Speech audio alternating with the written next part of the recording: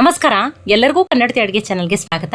ಇಲ್ಲಿ ಅವಲಕ್ಕಿ ಅಂತ ತೊಗೊಂಡಿನ್ರಿ. ಅವಲಕ್ಕಿ ಸುಸ್ಲಾ ಅಂತೂ ಮಾಡ್ಕೊಂಡಿರ್ತೀರಿ, ಅದು ತಿಂದು ಬೇಜಾರಾಗಿರ್ತದೆ.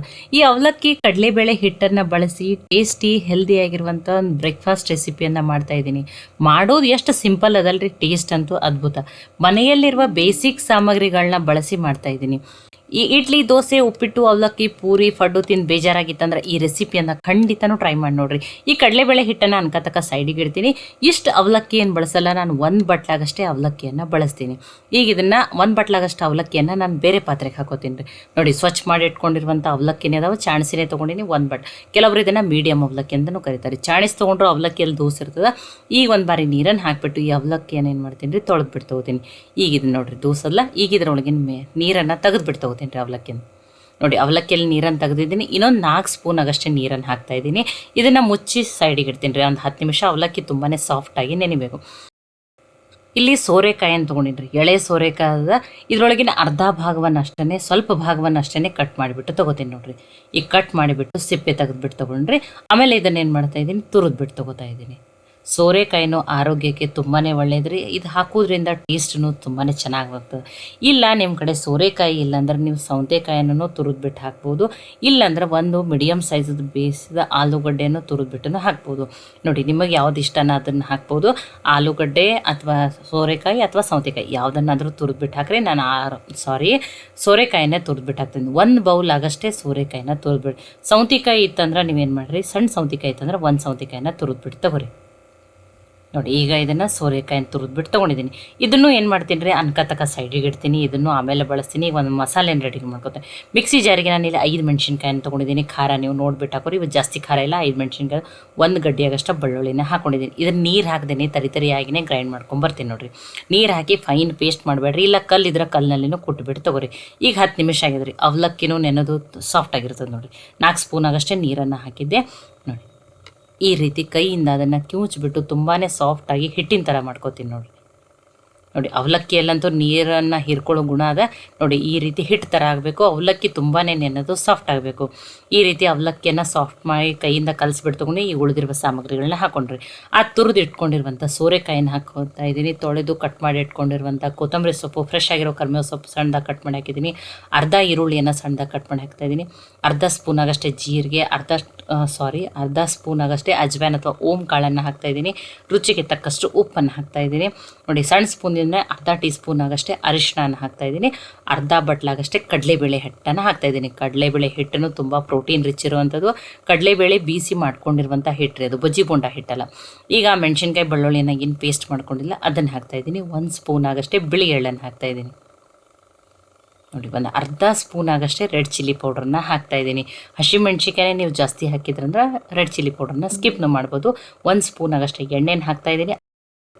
ಯಾವ ಬಟ್ಲೆ ಕಡಲೆಬೇಳೆ ಹಿಟ್ಟನ್ನು ಹಾಕಿದ್ರೆ ಅದರಲ್ಲೇ ಅರ್ಧ ಬಟ್ಲಾಗಷ್ಟು ಸೋಸ್ ಇಟ್ಕೊಂಡಿರುವಂಥ ಗೋಧಿ ಹಿಟ್ಟನ್ನು ಹಾಕಿನ್ರಿ. ಎಲ್ಲನೂ ಮಿಕ್ಸ್ ಮಾಡ್ಕೊಂಡ್ರಿ. ಜಾಸ್ತಿ ಏನು ನೀರು ಹಿಡಿಸಲ್ಲ. ನೋಡಿ, ನಾನು ಎಲ್ಲನೂ ನೀಟಾಗಿ ಮಿಕ್ಸ್, ಆ ಸೋರೆಕಾಯಿನೂ ನೀರು ಬಿಡ್ತದಲ್ಲ, ನಾನು ಮಿಕ್ಸಿ ಜಾರಿಗೆ ಹಾಕಿಬಿಟ್ಟು 2 ಸ್ಪೂನ್ ಆಗಷ್ಟು ಅಷ್ಟೇ ನೀರನ್ನು ಹಾಕಿದ್ದೀನಿ. ತುಂಬ ಗಟ್ಟಿನೂ ಅಲ್ಲ, ಸಾಫ್ಟಾಗಿಯೇ ಹಿಟ್ಟನ್ನು ಕಲಿಸಿ ರೆಡಿ ಮಾಡ್ಕೊಂಡೆ. ನೋಡಿ, ನಾನು ಇವತ್ತು ಅವಲಕ್ಕಿಯನ್ನು ಬಳಸಿಬಿಟ್ಟು ಪರಾಠನ ಮಾಡಿ ತೋರಿಸ್ತಾ ಇದ್ದೀನಿ. ಎಷ್ಟು ಹಿಟ್ಟು ಮೆತ್ತ ಕಲಿಸ್ಕೋತಿರಲಿಲ್ಲ ಅಷ್ಟು ಪರಾಠ ಸಾಫ್ಟಾಗಿ ಬರ್ತಾವೆ ನೋಡಿರಿ. ಈ ಕೈಗೆ ಎಣ್ಣೆ ಹಚ್ಕೊಂಡ್ಬಿಟ್ಟು 2 ಉಳ್ಳಿಗಳನ್ನ ಮಾಡ್ಕೋತೀನಿ. 2 ರೀತಿ ನಿಮಗೆ ಲಟ್ಟಿಸ್ಬಿಟ್ಟು ತೋರಿಸ್ತೀನಿ. ನಿಮಗೆ ಯಾವ ರೀತಿ ಈಸಿ ಇಲ್ಲ ನೀವು ಆ ರೀತಿ ಮಾಡ್ಕೋಬೋದು ನೋಡಿರಿ. ನೋಡಿ, 2 ಉಳ್ಳಿಗಳನ್ನ, ಚಪಾತಿಗೆ ಡೈಲಿ ಎಷ್ಟು ಉಳ್ಳಿಗಳನ್ನ ತೊಗೋತಿರಲ್ಲ ಅಷ್ಟೇ ಉಳ್ಳಿಗಳನ್ನ ತೊಗೊಂಡಿದ್ದೀನಿ. ಈಗ ಇದನ್ನು ನಿಮಗೆ 2 ರೀತಿ ಲಟ್ಟಿಸ್ಬಿಟ್ಟು ತೊಗೋತೀನಿ. ನೋಡಿ, ಇದನ್ನು ಹೋಳಿಗೆ ಮಾಡೋ ಶೀಟನ್ನೇ ತೊಗೊಂಡಿದ್ದೀನಿ. ಇದಕ್ಕೊಂಚೂರು ಎಣ್ಣೆನೂ ಕಡಿಮೆ ಹತ್ತದ. ಮತ್ತು ನೀವು ಎಷ್ಟು ಬೇಕಷ್ಟು ತೆಳುವೂ ಇದನ್ನು ಲಟ್ಸ್ಕೊಬೋದು ನೋಡಿರಿ. ಇಲ್ಲ ನಿಮ್ಮ ಕಡೆ ಶೀಟ್ ಇಲ್ಲಾಂದ್ರೂ ಇನ್ನೊಂದು ರೀತಿ ಯಾವ ರೀತಿ ಮಾಡ್ಕೋಬೋದು ಅದನ್ನು ಮಾಡಿ ತೋರಿಸ್ತೀನಿ ನೋಡಿರಿ. ನೋಡಿ, ಎಷ್ಟು ಬೇಕಷ್ಟು ತೆಳುವಾಗಿ ಲಟ್ಟಿಸ್ಬಿಟ್ಟು ತೊಗೋರಿ. ಆದಷ್ಟು ಹಿಟ್ಟನ್ನು ಮೆತ್ತಗನೆ ಕಲಿಸ್ರಿ. ಜಾಸ್ತಿ ನೀರು ಹಿಡಿಸೋದಿಲ್ಲ. ಇದು 1 ಸ್ಪೂನು 2 ಸ್ಪೂನು ಅಷ್ಟೇ ನೀರನ್ನು ಹಿಡಿಸ್ತದೆ. ನೋಡಿ, ಇದನ್ನು ಲಟ್ಟಿಸ್ಬಿಟ್ಟು ತೊಗೊಂಡಿದ್ದೀನಿ. ಈಗ ಆಲ್ರೆಡಿ ತವೆನೂ ಕಾಯ್ಲಿಕ್ಕೆ ಇಟ್ಟಿದ್ದೀನಿ. ತವೆನೂ ಚೆನ್ನಾಗಿ ಕಾಯ್ತದೆ. ಈಗ ಇದನ್ನು ಬೇಯಿಸ್ಬಿಟ್ಟು ತೊಗೊಳ್ಳೋಣ ನೋಡಿರಿ. ನೋಡಿ, ಈ ಶೀಟ್ ಧರಿಸ್ಲೇನೆ ಹಾಕಿಬಿಡೋದ್ರಿ. ಅದು ಸ್ವಲ್ಪ ಬೇಯ್ದ ಮೇಲೆ ಏನಾಗ್ತದೆ, ಶೀಟು ತಾನಾಗೆ ಬಿಟ್ಬಿಡ್ತದೆ ನೋಡಿರಿ. ನೋಡಿ, ಇನ್ನೊಂದು ಸ್ವಲ್ಪ ನಾನು ಎಣ್ಣೆ ಹಾಕ್ತಾಯಿದ್ದೀನಿ. ನೀವು ತುಪ್ಪನೂ ಹಾಕೋಬೋದು, ಬೆಣ್ಣೆ ಹಾಕಿಬಿಟ್ಟು ಬೇಯಿಸ್ಕೋಬೋದು. ನೋಡಿ, ಟೇಸ್ಟಿನೂ ಅದ, ಹೆಲ್ದಿನೂ ಅದ. ಕಡಿಮೆ ಎಣ್ಣೆ ಬಳಸಿ, ಮೊಸರು, ಸೋಡಾ, ಈನು ಯಾವುದನ್ನು ಬಳಸ್ತೇನೆ ದಿಢೀರಾಗಿ ಬೆಳಗ್ಗೆ ಗಡಿಬಿಡಿಯಲ್ಲಿ ಕಡಿಮೆ ಸಮಯದಲ್ಲಿನೂ ಮಾಡ್ಕೋಬೋದು. ಇನ್ನೊಂದು ರೀತಿ, ನಿಮ್ಮ ಕಡೆ ಈ ಶೀಟ್ ಇಲ್ಲಾಂದರೂ ಕಾಟನ್ ಬಟ್ಟೆಯನ್ನು ತೊಗೊಂಡ್ಬಿಟ್ಟು ಅದನ್ನು ಹಸಿ ಮಾಡಿ ಹಿಂಡಿಬಿಟ್ಟು ಅದರ ಮೇಲೆ ಈ ರೀತಿ ಕೈಯಿಂದನೂ ನೀವು ತಟ್ಟಿಬಿಟ್ಟು ಮಾಡ್ಕೋಬೋದು ನೋಡಿರಿ. ನೋಡಿ, ಶೀಟ್ ಇಲ್ಲಾಂದ್ರೂ ನೀವೇನು ಮಾಡಿರಿ, ಕಾಟನ್ ಬಟ್ಟೆ ಮೇಲೆ ಈ ರೀತಿ ಕೈಗೆ ಎಣ್ಣೆಯನ್ನು ಹಚ್ಚಿಬಿಟ್ಟು ಎಷ್ಟು ಬೇಕಷ್ಟು ಇದನ್ನು ತೆಳುವಾಗಿಯೇ ತಟ್ಕೋಬೋದು ನೋಡಿರಿ. ಎರಡೂ ರೀತಿ ಮಾಡಿ ತೋರಿಸಿದ್ದೀನಿ. ನಿಮಗೆ ಯಾವ ರೀತಿ ಈಸಿ ಸಿಂಪಲ್ ಅನ್ನಿಸ್ತದಲ್ಲ, ನೀವು ಆ ರೀತಿ ಮಾಡ್ಕೋಬೋದು. ಇದನ್ನು ನಾನು ಏನು ಮಾಡ್ತಿದ್ದೀನಿ, ಬೇಯಿಸ್ಬಿಟ್ಟು ತೊಗೋತೀನಿ ನೋಡಿರಿ. ನೋಡಿ, ಮಧ್ಯಕ್ಕೆ ಒಂದು ಏನು ಮಾಡ್ಕೊಂಡು ಈ ರೀತಿ ಹೋಲ್ ಮಾಡ್ಕೊಂಡ್ರೆ ಅಲ್ಲಿ ಎಣ್ಣೆಯನ್ನು ಹಾಕಿಬಿಟ್ಟು ಬೇಯಿಸ್ಬಿಟ್ಟು ತೊಗೋಬೋದು ನೋಡಿರಿ. ಈಗ ಇದನ್ನು ನೋಡಿರಿ, ಪ್ಲೇಟನ್ನು ರೆಡಿ ಮಾಡ್ಕೊಂಡಿದ್ದೀನಿ, ಅದನ್ನು ಬೇಯಿಸ್ಬಿಟ್ಟು ತೊಗೊಂಡಿದ್ದೀನಿ. ಇದ್ರ ಜೊತೆ ಏನು ಪಲ್ಯ, ಚಟ್ನಿ, ಸಾಂಬಾರು ಏನು ಬೇಡ, ಮೊಸರು ಒಂದಿದ್ರೆ ಬೆಸ್ಟ್ ಕಾಂಬಿನೇಷನ್ ರೀ. ಈ ರೀತಿ ಹೆಲ್ದಿಯಾಗಿ ಮಾಡಿ ಮಕ್ಕಳಿಗೆ ಲಂಚ್ ಬಾಕ್ಸಲ್ಲಿ ಕೂಡ ಹಾಕಿ ಕೊಡ್ಬೋದು ನೋಡಿರಿ. ಇಲ್ಲ ನಿಮ್ಮ ಕಡೆ ಸೋರೆಕಾಯಿ ಇಲ್ಲಾಂದ್ರೆ ಸೌತೆಕಾಯಿಯನ್ನಾದರೂ ಹಾಕಿರಿ, ಅಥವಾ ಸಾಫ್ಟಾಗಿ ಬರಬೇಕಂದ್ರೆ ಬೇಯಿಸಿದ ಆಲೂಗಡ್ಡೆಯನ್ನಾದರೂ ಹಾಕ್ಬೋದು. ನೋಡಿ ಎಷ್ಟು ಸಾಫ್ಟಾಗಿ ಬಂದಾವ, ಇಡೀ ದಿನ ಇಟ್ರೂ ಇಷ್ಟೇ ಸಾಫ್ಟಾಗಿ ಬರ್ತಾವೆ.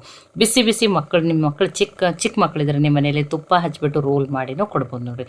ಎಷ್ಟು ಸಾಫ್ಟಾಗಿ ಬಂದಾವೆ ನೋಡಿರಿ. ಬಿಸಿ ಬಿಸಿ ಟೇಸ್ಟಿಯಾಗಿರುವಂಥ ಅವಲಕ್ಕಿ ಪರಾಟ ಈ ಮೊಸರು ಜೊತೆ ಅಂತೂ ಬೆಸ್ಟ್ ಕಾಂಬಿನೇಷನ್. ಇಲ್ಲ ನಮಗೆ ಇನ್ನೂ ಸ್ವಲ್ಪ ಖಾರ ಜಾಸ್ತಿ ಇಷ್ಟ ಅನ್ನೋರು ನೀವು ಇದ್ರ ಜೊತೆ ಆ ಮೊಸರಿನ ಜೊತೆ ಶೇಂಗಾ ಚಟ್ನಿ ಪುಡಿನೂ ಹಾಕೋಬೋದು ನೋಡಿರಿ. ಬಿಸಿ ಬಿಸಿ ಟೇಸ್ಟಿಯಾಗಿರುವಂಥ ಪರಾಠನ ರೆಡಿ ಮಾಡಿರಿ.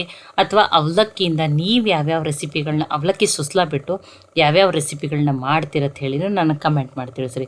ಎರಡೂ ರೀತಿ ಮಾಡಿ ತೋರಿಸಿದ್ದೀನಿ. ಈ ರೆಸಿಪಿ ಇಷ್ಟ ಆಗಿತ್ತಂದ್ರೆ ಲೈಕ್ ಮಾಡಿ, ಶೇರ್ ಮಾಡಿ, ಕಮೆಂಟ್ ಮಾಡಿರಿ. ಖಂಡಿತ ಟ್ರೈ ಮಾಡಿ ನೋಡಿರಿ. ಟ್ರೈ ಮಾಡಿ ನನಗೆ ಹೆಂಗೆ ಬಂದಿತ್ತು ತಿಳಿಸ್ರಿ. ಮತ್ತು ಒಳ್ಳೆ ಹೊಸ ರೆಸಿಪಿಗಳಿಗಾಗಿ ಕನ್ನಡತಿ ಅಡುಗೆ ಚಾನಲನ್ನು ಸಬ್ಸ್ಕ್ರೈಬ್ ಮಾಡಿ, ಬೆಲ್ ಐಕಾನ್ ಪ್ರೆಸ್ ಮಾಡಿರಿ. ಮತ್ತೊಮ್ಮೆ ಎಲ್ಲರಿಗೂ ಧನ್ಯವಾದಗಳು.